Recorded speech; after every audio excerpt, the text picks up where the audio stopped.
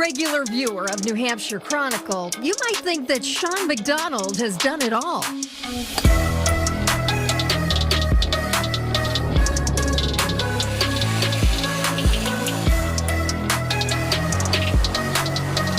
But one thing that is still on his bucket list is to cross this finish line and be able to say that he's conquered the Boston Marathon. So first and foremost, I grew up outside of Boston, so it was a day off from school.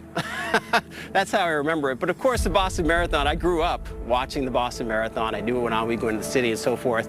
I never thought one day that maybe I would run it. When you mentioned 26 miles, 26.2 miles to me as a kid, I'd be like, people run that far? But a great cause came calling. And as we know, Sean is always up for the challenge. Put that thing on sport mode.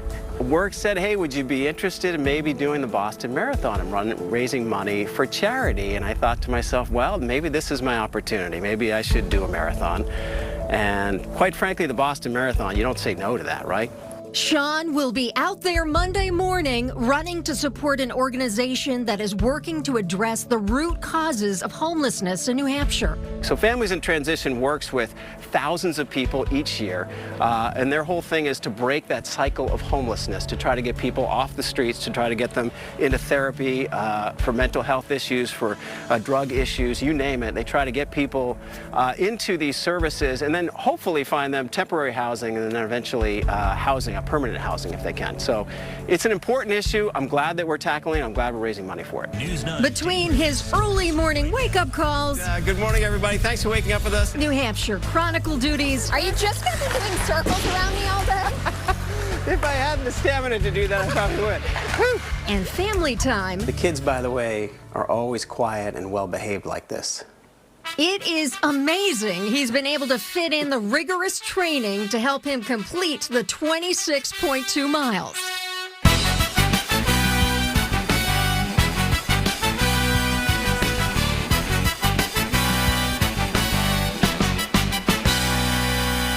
One thing I've learned through this experience is that you do all of your training in the winter months, and I don't think I ever really thought about that. So the people that you see on Marathon Day have been running in snow, in sleet, in freezing cold temperatures. If I had to pick and choose the weather, turn on the weather machine, I would say about 40 degrees or so and cloudy. It's going to be no wind.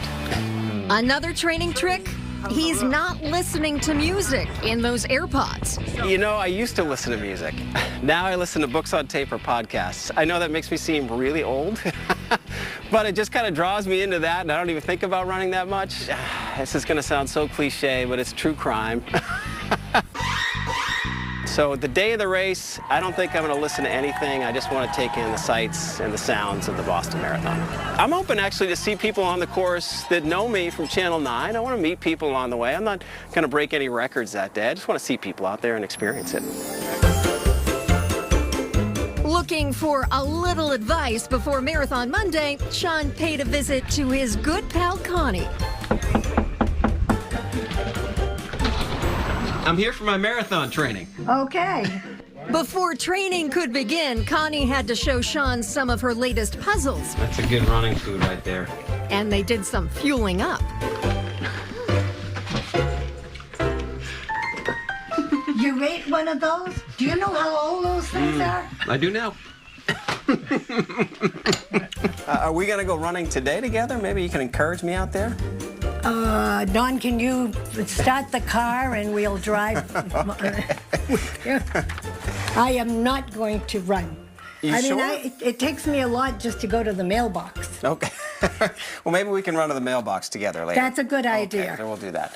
I want to see you do that hill. I don't want to do that hill. Do they have hills in the Boston? They Yeah. do have hills, yeah. Yeah. Some heartbreaking hills, actually. Heartbreaking hills. Yeah, they're tough. So you should do this hill. So we're out here. Good practice. Do you want to run up the hill with me? I will walk. You walk up the hill. I'll pace myself. You know you will have to carry me down. You know that, don't you? Well, you should get out and walk anyway, right? Okay, that's it. I'm out of breath. That was it. We've made it. I don't know, maybe. No, you can go up the hill, and I'll see if you do it right. Okay. Okay. You're going to judge me? Yes, I'm going to judge you. Oh, you have to run? Oh, look at it, those cute Well, legs. it's kind of a running thing, right? How's my form? Good job. That look good? Yeah, that looks good. I'm running. You're running? I'm running. I'm running. There you go. Swing those arms. Yeah. Connie said she couldn't make the race, but told Sean to break a leg.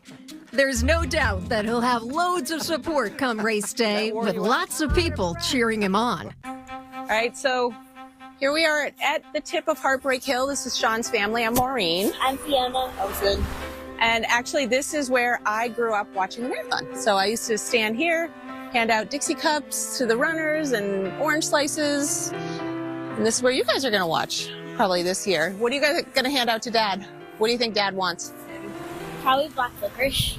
Ew, it's gross. Disgusting. All right, what do you want to say to Dad? You know you can do it. Yeah, you're kind of old. Yeah, you are. Good luck. Hey, Sean, it's Mom and Dad. We're waiting for you. Ready to ring the cowbell when you come around. And lace them up and be ready. We'll know you do well. I'm Liz. I'm Sean's sister. I'm Hannah. I'm Peter. Sean, 1 step, 1 mile at a time. You got it. Just keep moving. Go, Shawnee, go! Hi, I'm Carolyn. I'm Sean's sister. I'm Angie. I'm Maddie. I'm Jeff. Sean, we are so proud of you running the marathon. As my older brother, I've always watched you run fast by, and I can't wait to watch you on Marathon Monday. You got this. Good luck. Go, Shawnee. We're so proud of you. Go, Shawnee, go!